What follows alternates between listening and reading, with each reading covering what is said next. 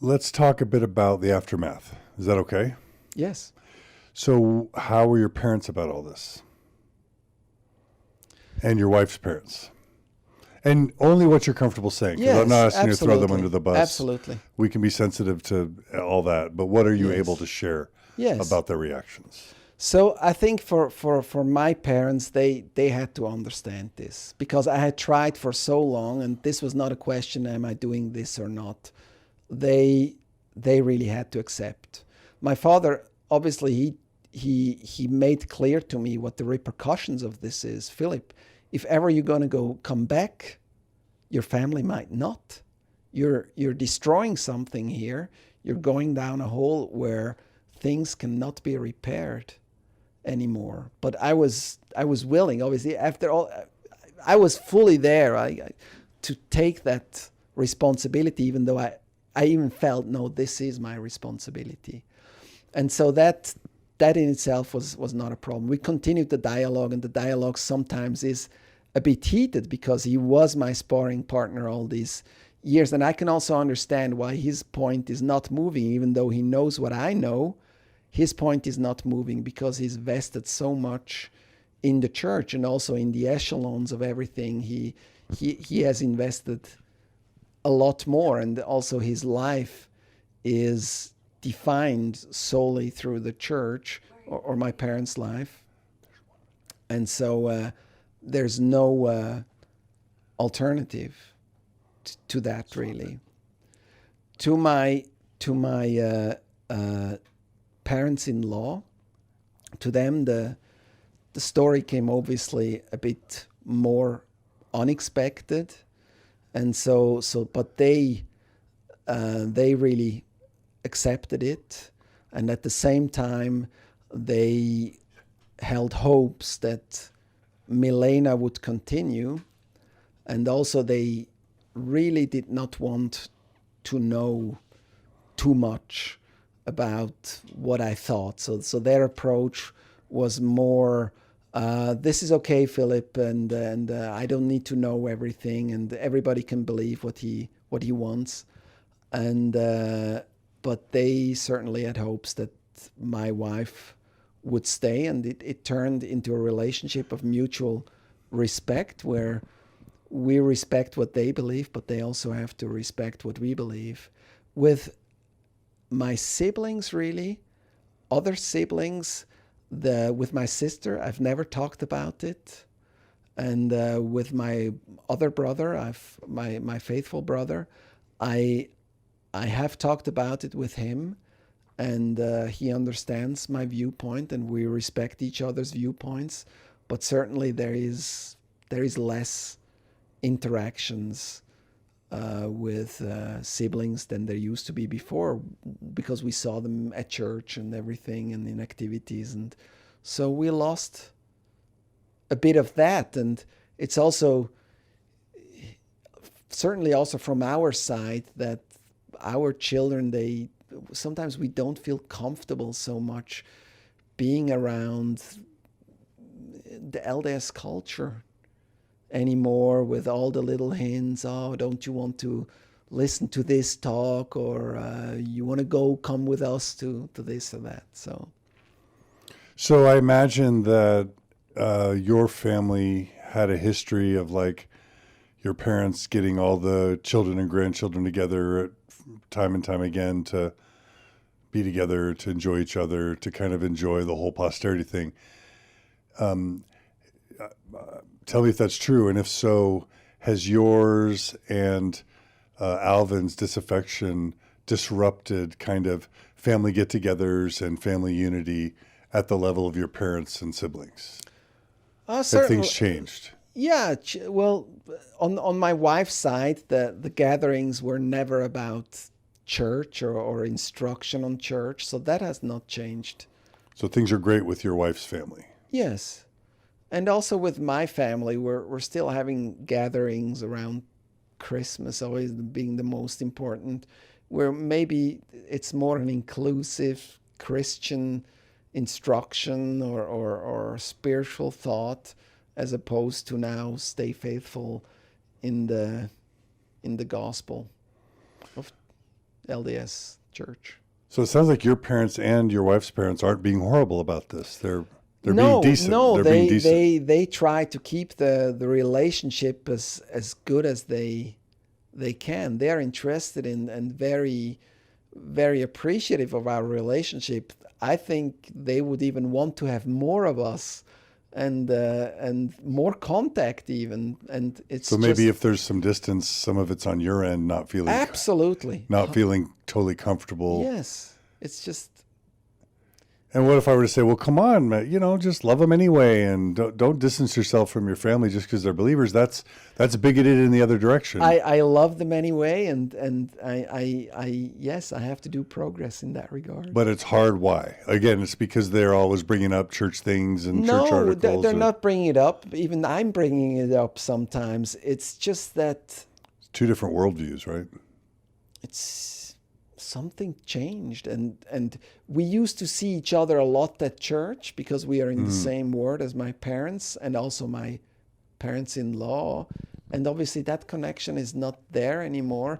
And also the children, they've grown up at some age, up to 12 years of age. You like to be together with your grandparents. When you grow a little older, you're busy with school and stuff and work, and you don't have so much interest again in meeting with seeing your grandparents all the time. So if someone were to say, Philip, okay, resign from your state high council calling, don't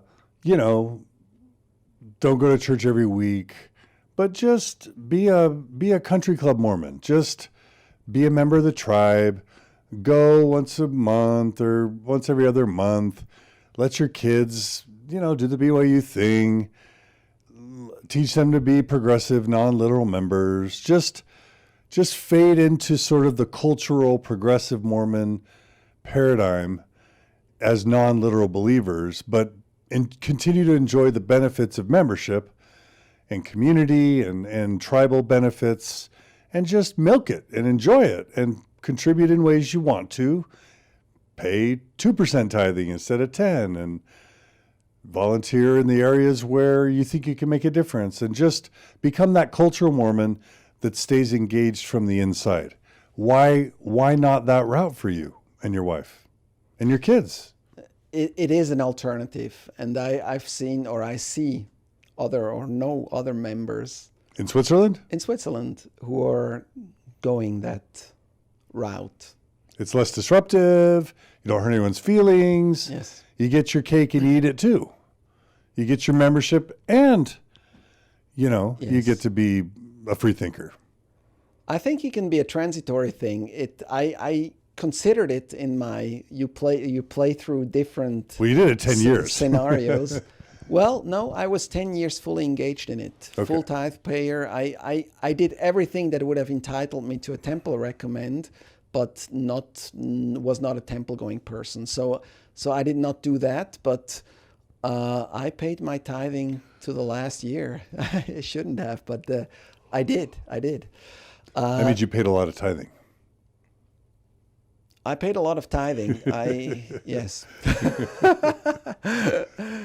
Yes, I supported it. I supported it. To me, that was also basically the disaffection or the faith loss coincided with wealth. In 2006, I lost my faith. In 2006, our company came public, and I became financially independent. And so something I was always worried about for myself, for my well-being, is it pride? And I like to believe that this is certainly today a narrative that people have within the church, that I didn't make or couldn't make a career maybe due to this or that or that. Yes, money or pride. And so I paid more than 10%. I actually paid a lump sum because I made some money in some years and didn't make any money in other years. I wanted to stay on the safe side. And so I paid a very large lump sum every year to the church in my final years, which was even more than tithing, just because it was the measure to myself. I never wanted to be about the money. And also, the liberation that we got from not going to church anymore is that we could get to say how we spend that tithing, or how we get, or what our offering should be. And it's so much more satisfactory offering. So coming back to your question about the buffet Mormon, for me, while I contemplated it, it was never an alternative.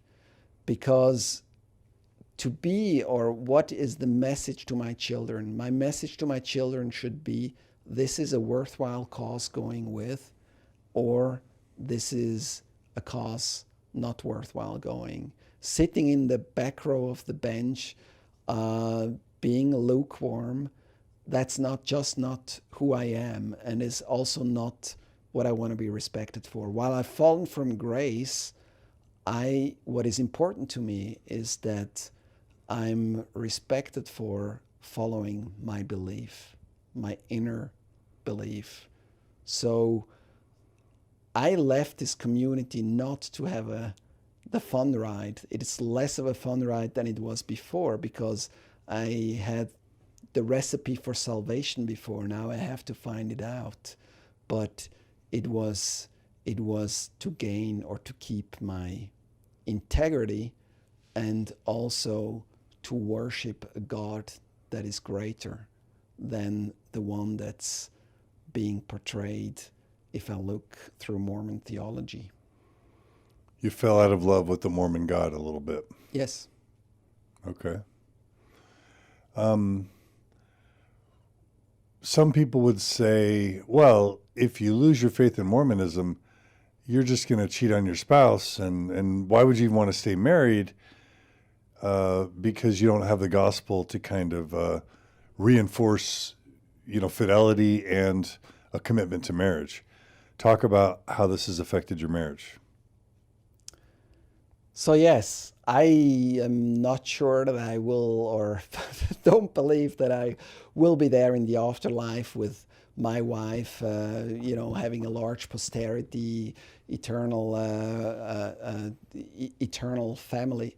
I don't know if maybe the human, I don't know how we are connected, or I don't know what is after this life. What I know is that this life counts. But if you go out of this, eternal covenant, yes, you look each other in the eye, and you really have to ask yourself, do we make it work between ourselves? And also with all the benefits of the career I had, and the freedom of financial freedom, everything is possible now.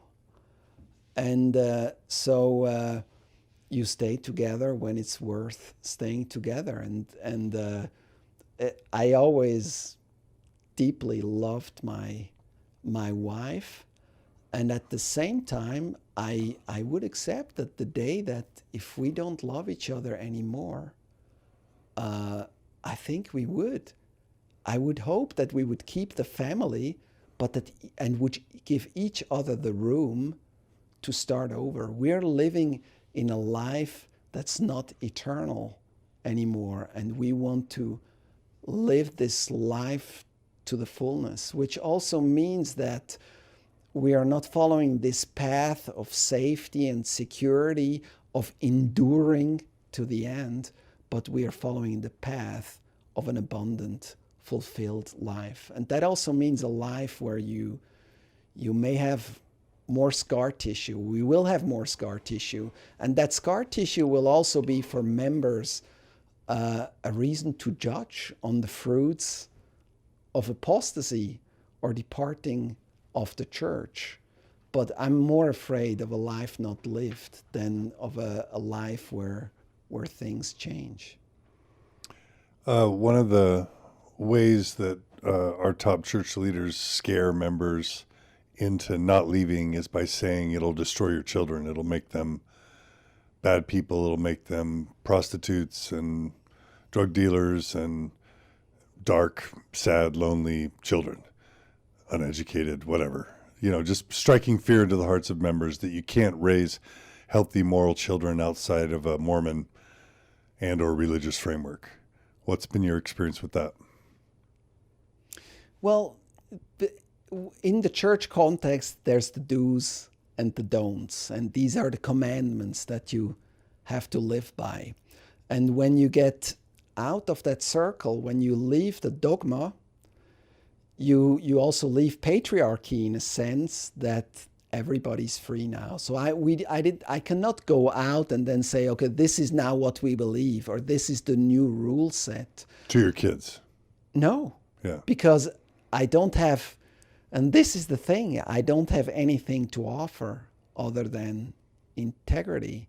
And so what remains is this connection that we have between each other, and all the things we taught them in the church context, but they're the principles of a happy life. They're ethics that are universal, that don't belong to the Mormon. I mean, the Mormon particulars belong to the Mormon church. Christianity doesn't belong to the Mormon church. We didn't invent Jesus. We adopted him. Or maybe we think the LDS Church thinks they own them. Well, they think they own them, but or that they are his only. But that was already there. And so for the first time, now you experience freedom of choice. So we don't, everything is now a thoughtful decision approach. And for the first time, you experience, wow, how do I participate from this menu? And is it good to rob the candy store, or how thoughtful should I be about it? And to me, that's part of the beauty now, to see how my children take decisions, and how I try to help them to take for themselves healthy decisions that help them on their path to find their own happiness. And what I can see, just to take an example of alcohol, the evil, we've tried this in a family home evening.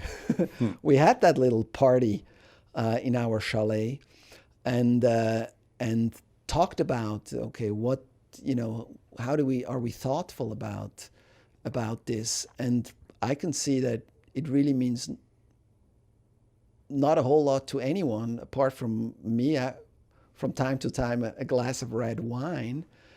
But the fact that this is not a commandment anymore, but something that I choose, makes it so much healthier and easier to live out of a conviction. I don't need this. If I say no to alcohol, I said, I don't want to. It's not that I can't, or that I'm ashamed, I'm not allowed to drink or whatever.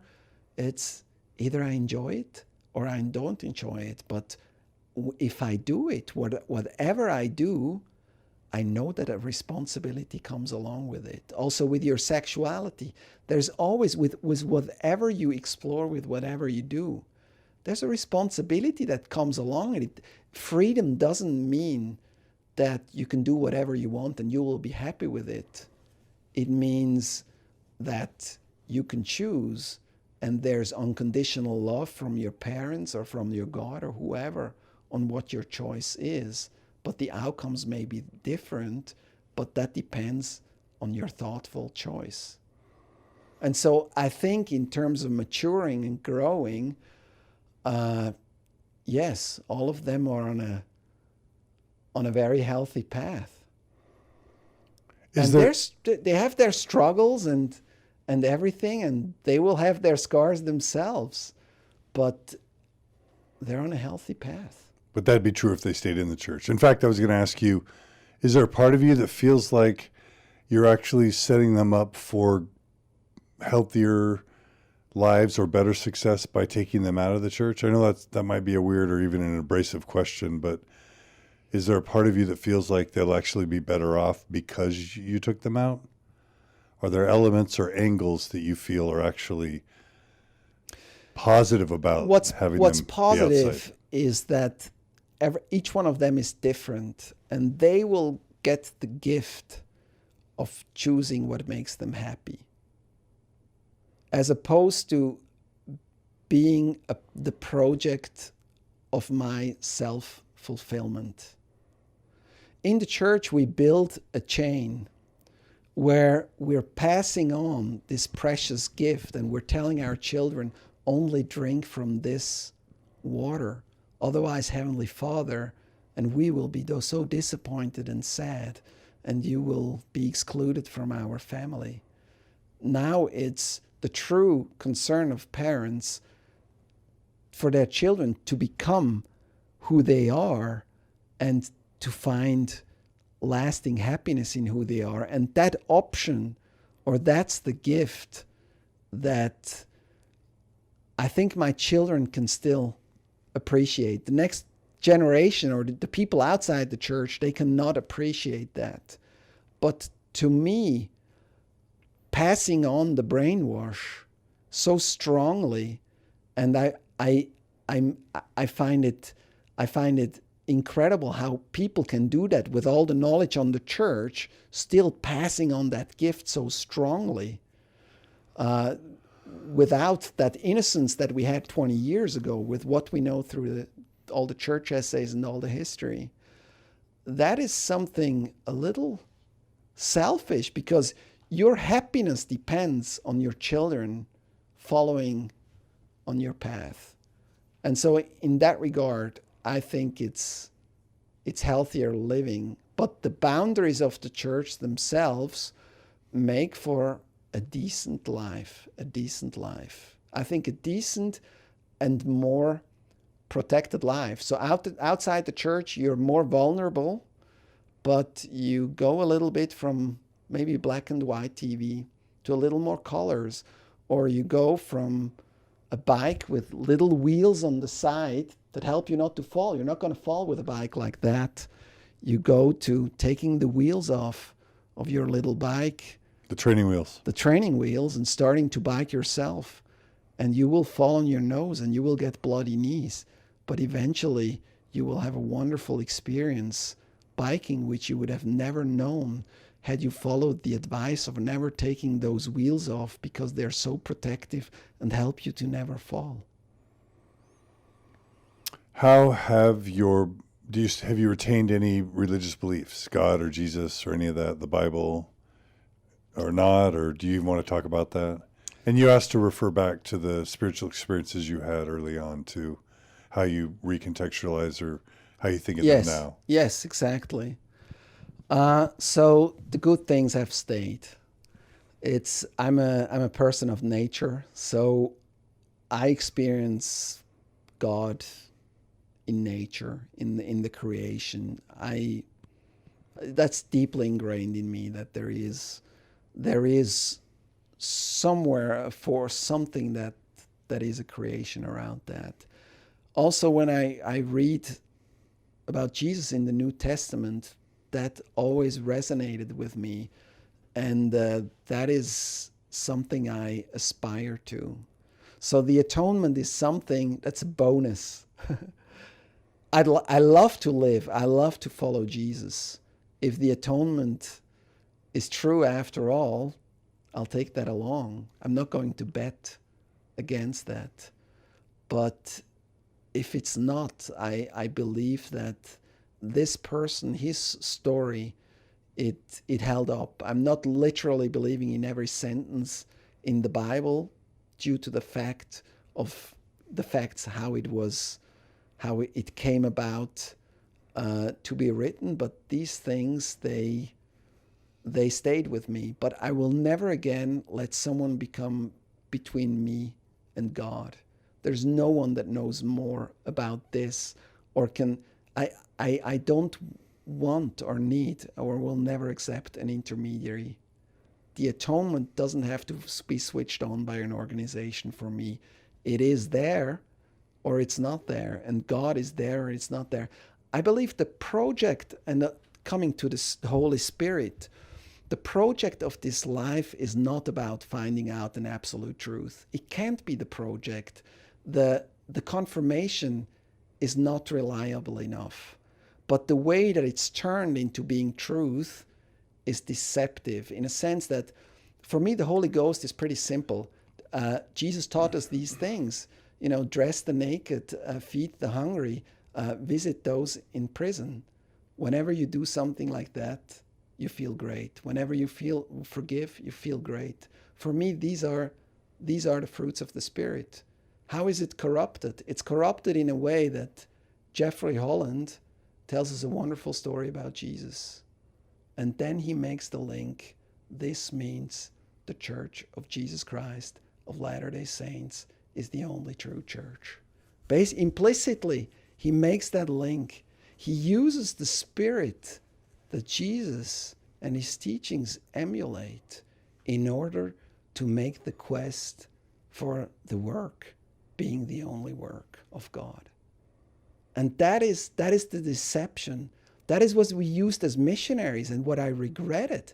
I helped people feel the Spirit of Christ, the Holy Ghost. That Holy Ghost, which comes from, I can listen to an imaginary story of doing good, like Les Miserables, where Jean Valjean goes back to the priest, and the priest basically tells the police, no, he didn't steal that silver. I gave it to him, and here is the silver that you forgot. Basically symbolizing the atonement and complete forgiveness. I had to cry when I watched that. It's not confirming this story is true. It's confirming that forgiveness and generosity are true. These principles are true. So when I look at truth, that's truth for me. And that's also how, when I dissect and I look back into my spiritual experiences, I can understand how the spirituality in them, but at the same time how the church created that link, just how it creates the link also that whatever good happens to you in your life, it's due to the church. Whatever bad happens in your life, it's a trial, or it's due to your sinning, or your non-belief, or your non-vigilance. So that is, it's a little deceptive. Yeah. We have to be careful about that. So will you join another church, like a Lutheran church or some other Christian church? No. While I miss the community, and maybe I can although afterwards also elaborate a bit how the community reacted to my not coming from one Sunday to the other, I don't feel the need for other. I cannot have another intermediation, or dogma for me is not an alternative anymore. And I think also for my wife, it's we've taken the responsibility of our salvation into our hands. We are not willing to fulfill an offering that someone else defines for us. Be it that I go to a temple 12 times a year, or that I do this visiting teaching, or I come to a church every Sunday. We have to find our own offering and put that on the altar. The whole heart. And that's why I say life after active Orthodox or church, high demand church, doesn't become the mere fun ride. You ask yourself more questions as to, how am I going to close the loop of the goodness that I've been given to give that goodness back? So it raises more questions, because all of a sudden you're carrying that responsibility that if you're a believer, as to, or even if you're a non-believer, how do I get even with my existence? Or what is the goodness? Or what do I want to live? Because in my view, man is not an enemy of God. Inherent, there's goodness in everyone, but we're being screwed up by our environment, by our upbringing, whatever it is. But the nucleus of each one of us, gay or straight or whatever, is goodness and is good. How have you been treated so what's it like to leave the church in a country like Switzerland, a European country, where you and your wife were part of the royalty or the, you know, prominent families, where you've been in high levels of leadership, and then you drop out. How's that been? How have your ward members, your former bishopric members, stake presidency members, high council, how's that been for you and your family? So I did not know what to expect because I never saw someone else. I did not have an example or a predecessor who did it. My only experience was basically what I had experienced myself. My only experience was the experience that I experienced myself being on the other side of trying to retain members who were about to go inactive. And so this was an interesting case. I think it was also an interesting case for the church itself. A guy like myself going out that doesn't go out for lack of vigilance, or, you know, slowly goes out, or we don't see you anymore or whatever. But I stopped going from one Sunday to the other, and other than to the stake president, I told no one. And so what happened? Nothing. Which was incredible. Not a phone call. No, nothing. I just didn't go to church anymore, and nothing happened. And also to my wife, nothing happened. No discussion in the ward council. She was in the ward council as a young women president, and no questions, no nothing, just going into the void. And that was for me incredible. Not that I think they knew exactly that Philipp has made up his mind. There's no way to save him. If anything, then he's a danger. And so they were very careful at leaving me alone. I had one chat with my stake president and one chat with a counselor of the stake president, which both changed. And those were the only interactions or reach outs that there were. And what you saw is that all of a sudden you realize that a lot of the friendships within the church were within the program. So you met on activities, in the frame of church activities and all of that. And only those friends that you met also outside of church actively, only those really remained the contact with those. And even with those, with some of my best friends, there was an elephant in the room that they would not talk about this. And with one of my best friends, after like being out half a year in May, around Christmas, I said, we talked so much about your things, and I alluded several times a bit to him that I'm going through a spiritual transformation as well. I asked, you want to know what I'm going through? I said, well, it's very personal. I don't want to interfere with your personality, and that's okay, that's okay. And what if I want to tell you? Well, you can keep that to yourself. It's so personal. And to me, this was not really friendship, and we're still best friends, but we had to both learn, and also he had to learn, hey, yeah, I just wanted to get rid of the elephant in the room. And so today it's a select, very few handful of friends that I can have, or I'm having a thoughtful discussion, and they have the self-confidence also that, and I'm not trying to bring them out or whatever, but that is a loss that I'm still mourning. I lost a wonderful community of wonderful people where, yes, I interacted with most of them just within the program, and still they were very dear to me, and today they are Facebook friends. There's this weird dynamic. I think most of the progressive and post-Mormons that I interact with are really disturbed by the fact that they can serve for decades in low, mid, and high-level callings, and that nobody, including close family members, want to know what happened when they stop. Like, I've heard them say if there were cancer, it'd be like, what happened? How can we help? What's wrong? What can we do?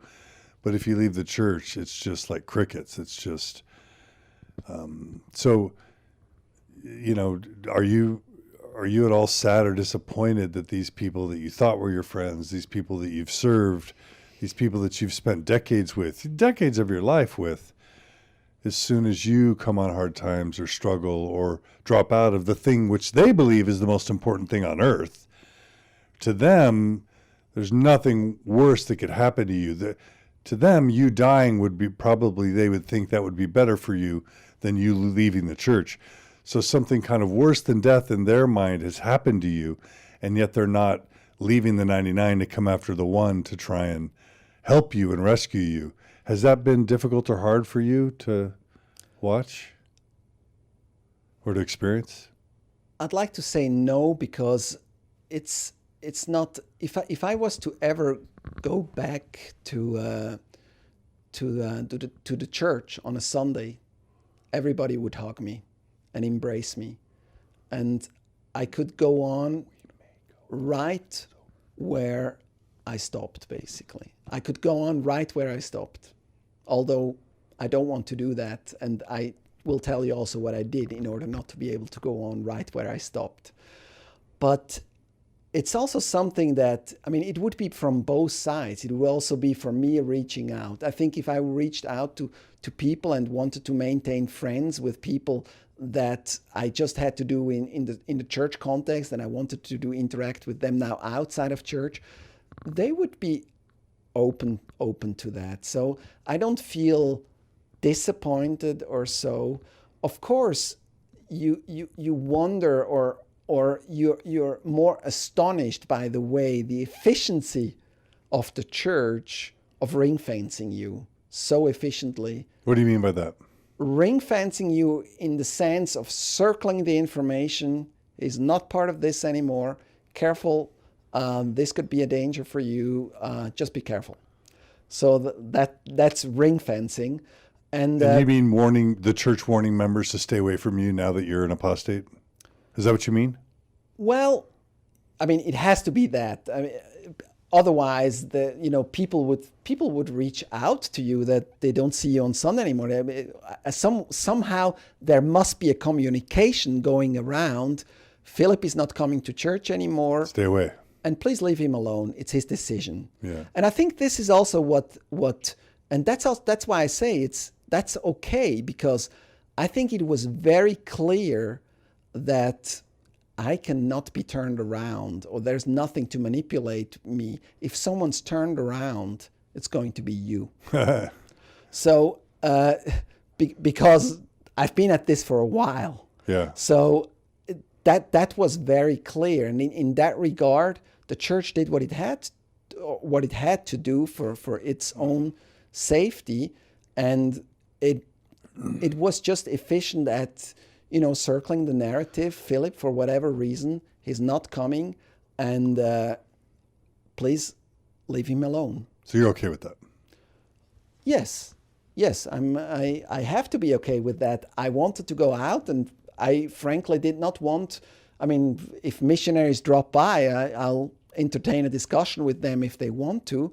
But it's not something that I sought, or I'm not disappointed that I wasn't trying. Someone is not trying to bring me back. And also the stake president offered me, can we see each other on a regularly? And I was like, yeah, okay, in a year or so. Well, in 3 months or so.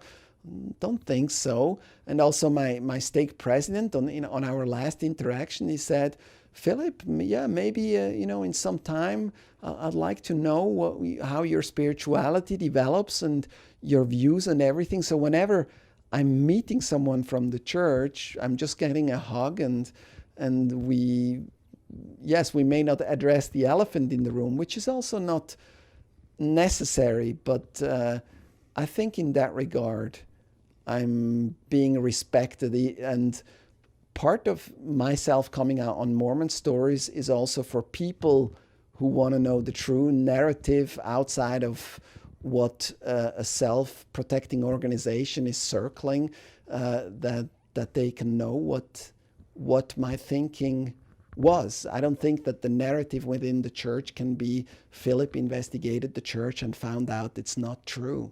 That's not a good narrative to have the members think that's the reason I left. But that's what happened.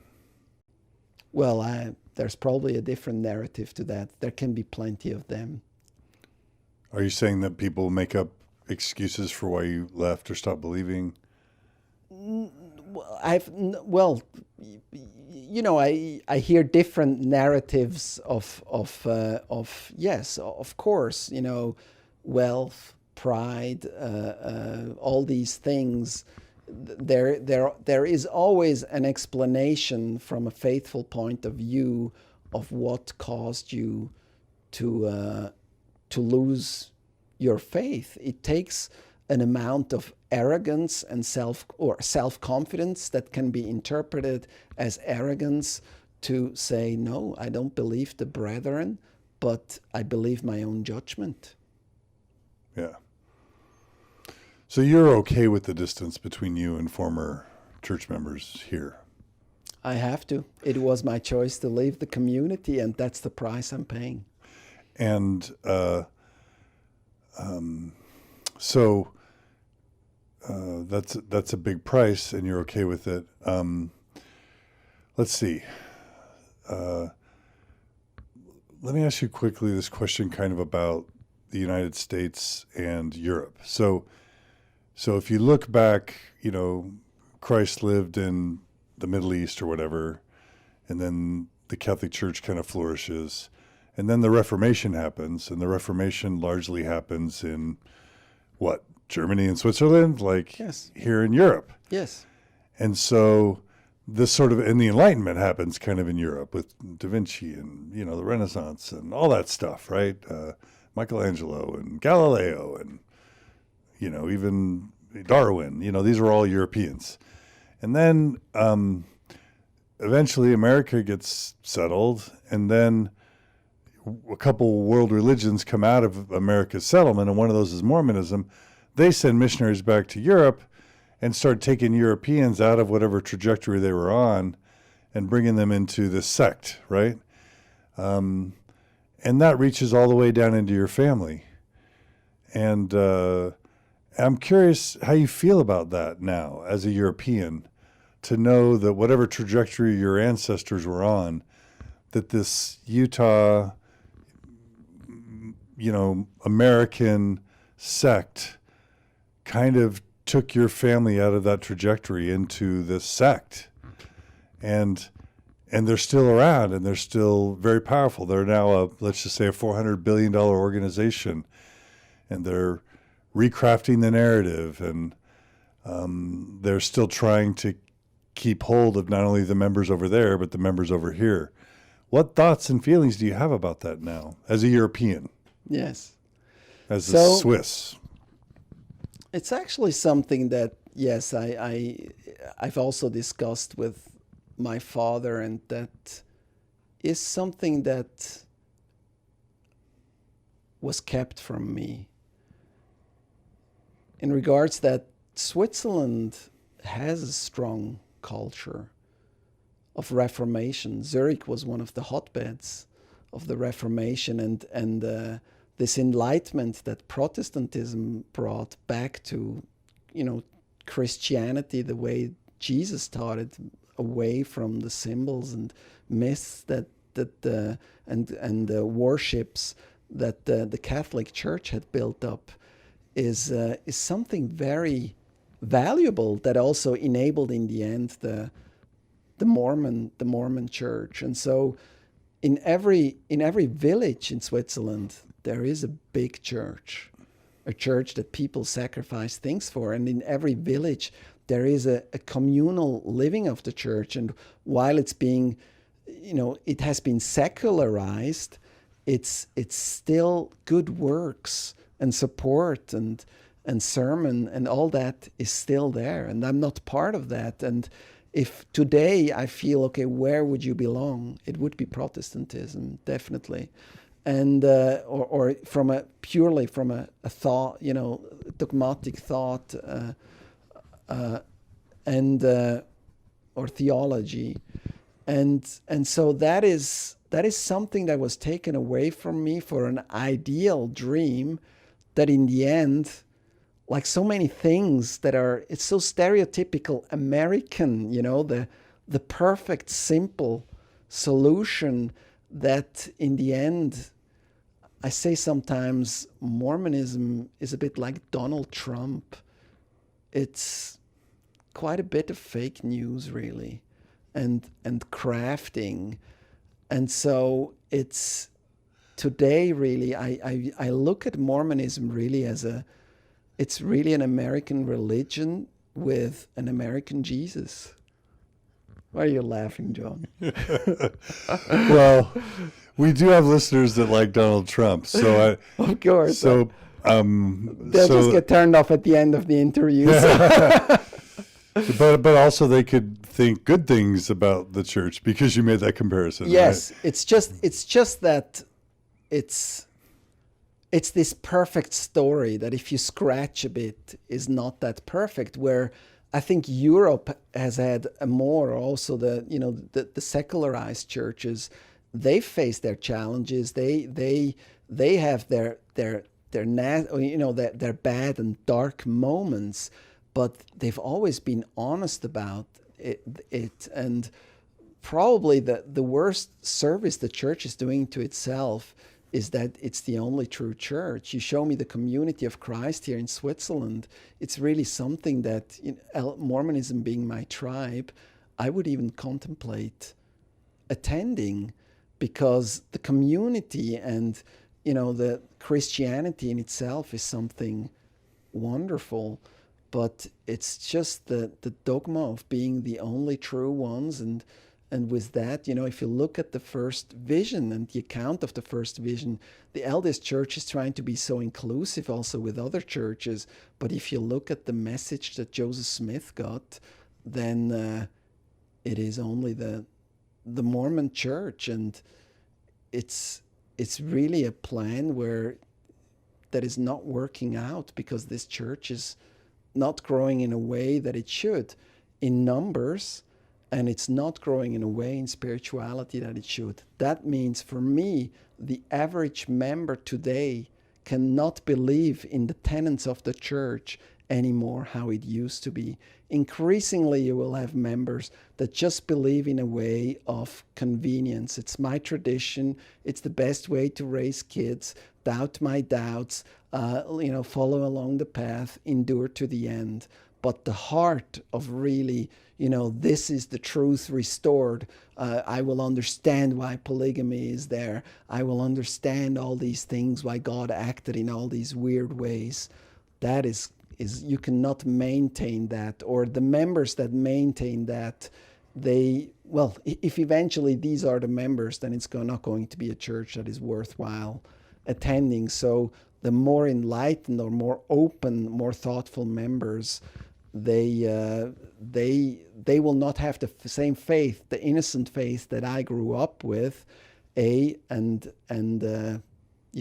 so in that sense, the church will increasingly lose spirituality and will go through its repeat loop on many doctrines and revelations that they're having these days, such like the gay and lesbian issues. How do you, I was really surprised to learn in Sweden that Sweden went through this entire Hans Mattsson Swedish Rescue thing with Marlon Jensen and Richard Turley. And 1,000 out of 5,000 or 6,000 Swedish members completely falling away from the church in the matter of a couple of years. That's a major crisis.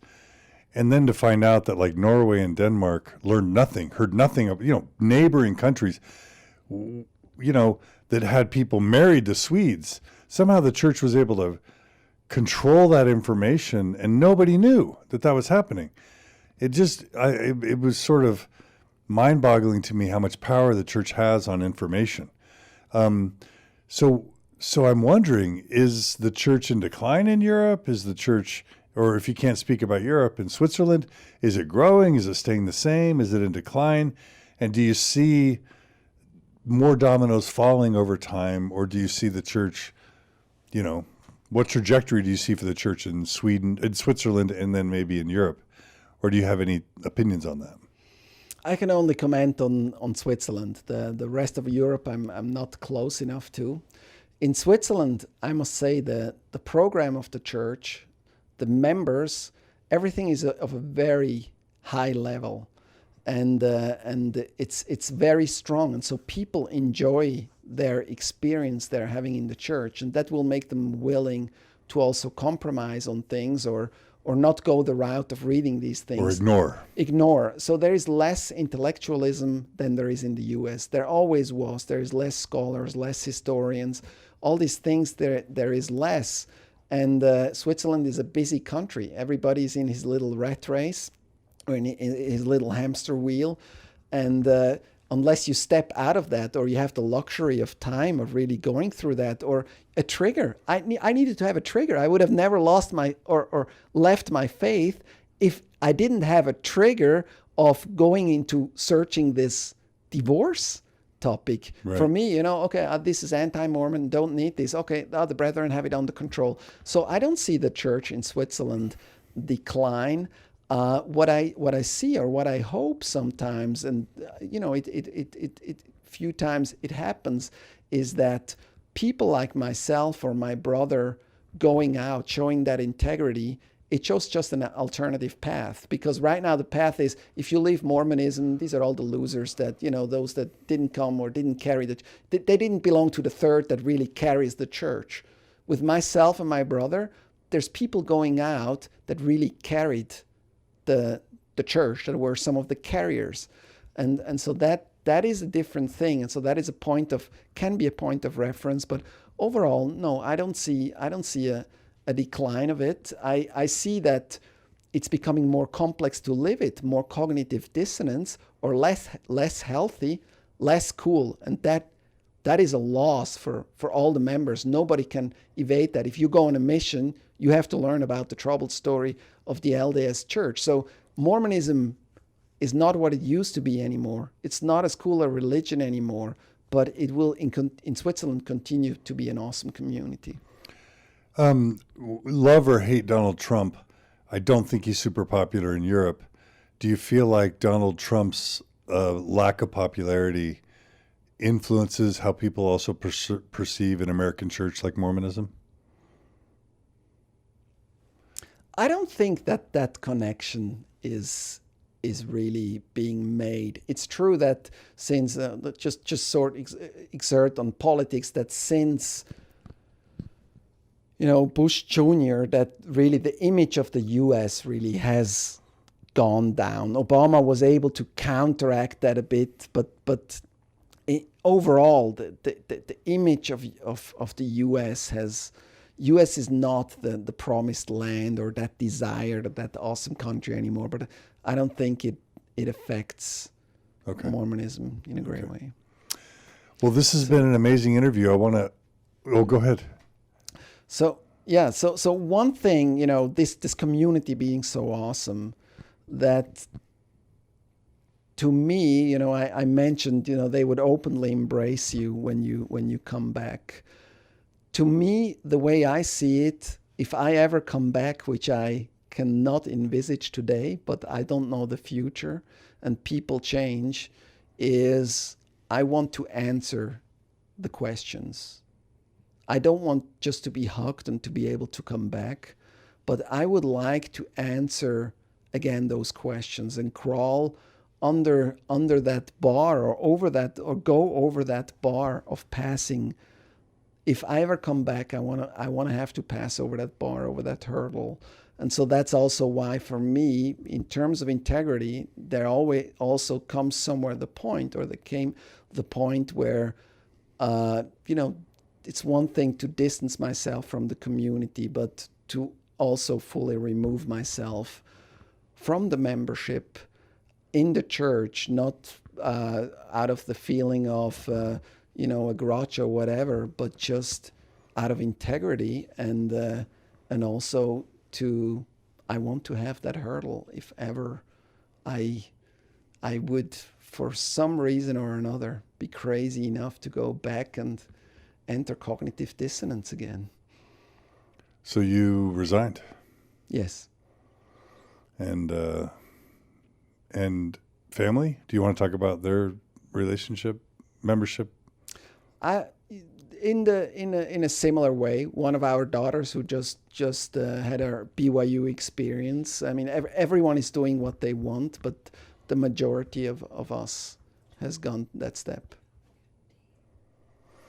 Okay, so to conclude, this has been a wonderful story. I really appreciate you taking the time. I think I want to end by just asking you what have been the things that you're most grateful for or that you've most enjoyed about your new life?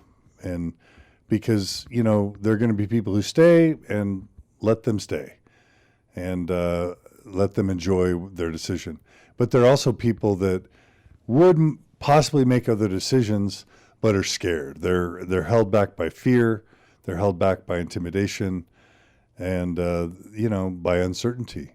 So if you were to basically just want to end by saying, these are the things that I and my family have really enjoyed about our decisions, what would those be? It's kind of like bearing your testimony of the path Yes. you're on.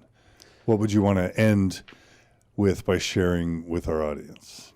So I stepped out of the predictable life and rejoined the adventure of this existence, and came back to a life where you're searching, you're open, you can accept people the way they are, you define your own values, you have meaningful discussions, not about what do we believe exactly or what is exactly true, but as to where do we want to go and what do we want to do. And so the greatest gift that the church claims, this freedom of choice or this possibility, is something that I came to appreciate in a complete new way, and that I never want to give up again. And also the closeness that comes with exploring that together with your family and going this path of the unknown, the unpredicted, open outcome, this adventure of living the life. So it feels more adventurous. It feels more authentic. Less secure, but more authentic. Yes. Do you still pay tithing? Do you have your own form of tithing? In another way, yes. How do you look at it? Well, it's part of giving back. The existence is about closing the circle in many regards, and a church like the Church of Jesus Christ, I don't know if they believe in the second coming. Otherwise, they wouldn't accumulate treasure on earth, but they would give it away if the time is so imminent. And we do what we feel we should do, and we should do more. And so that in itself, choosing your offering is a wonderful experience to go through. And yeah. What about your sense of openness and sensitivity for others and diversity and that sort of thing? Has that changed? Of course, it's non-judgmental. You approach people in a more open way, I think, and you don't see in other people a project or someone that is a poor person because he's not having this or that, and you have more openness for diversity, for people who are different than you are, believe different things, or are wired differently. Definitely, that in that sense, it's more open. And your views on LGBT people?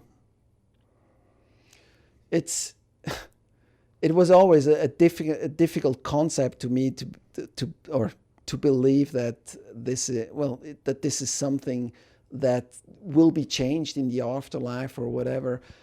I think it's whoever you are, it's how God made you, and it's your gift. And I feel very sorry. I mean, that's the people in church I feel most sorry for. Those people who really sacrifice their intimacy and their this aspect of loving and finding a mate in this life because of they have the wrong gender preference, or because they don't find a husband in the church.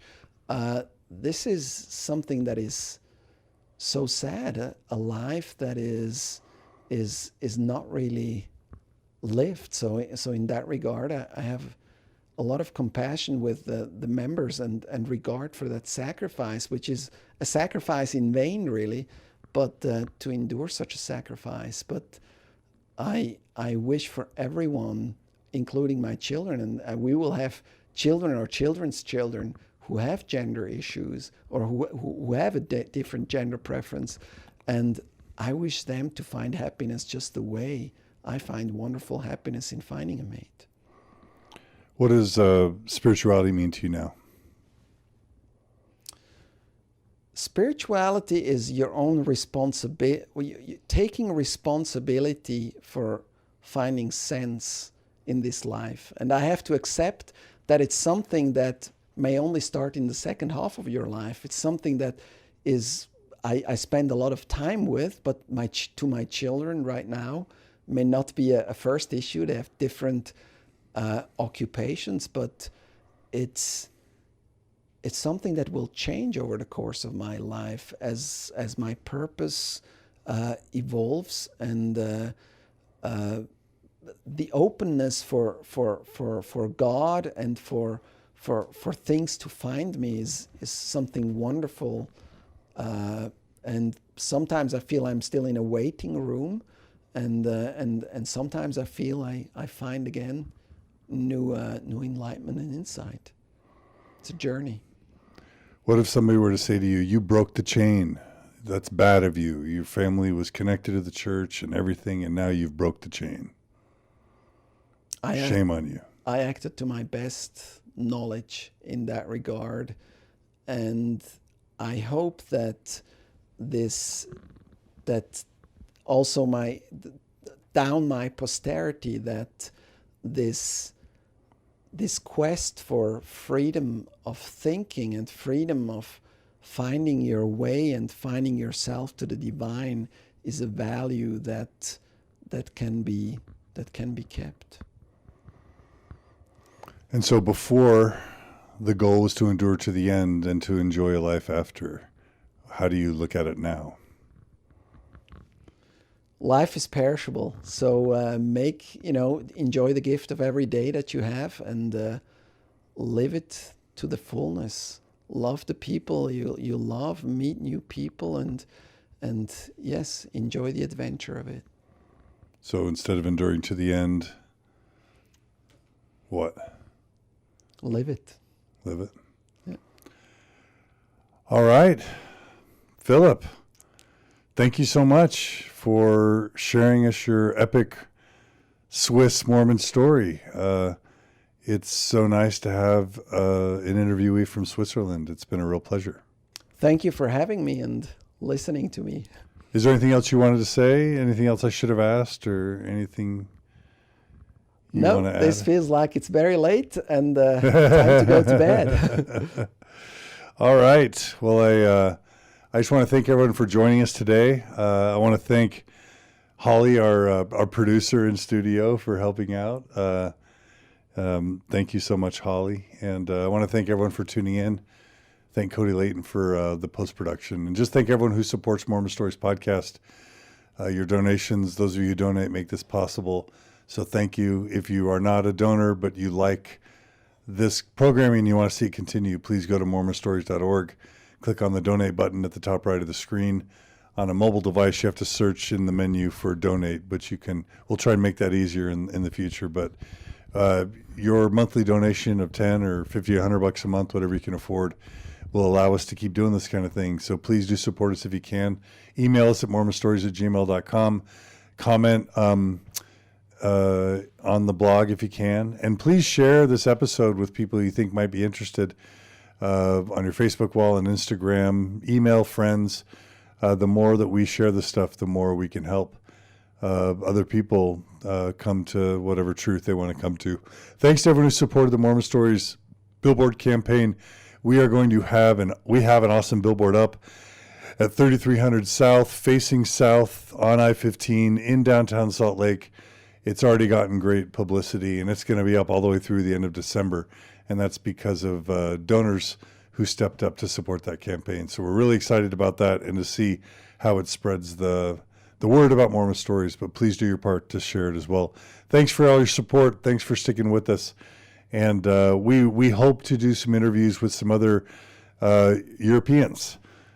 So if you're in a country in Europe that hasn't been featured yet on Mormon Stories, we're interested in Finland, we're interested in Denmark maybe, we're interested in maybe France or Germany, and who knows, Russia. If you're interested, please reach out, and we'd love to maybe have you tell your version of your story from whatever country you're from. So thanks again to everybody, and we'll see you guys again soon on Mormon Stories Podcast. Take care.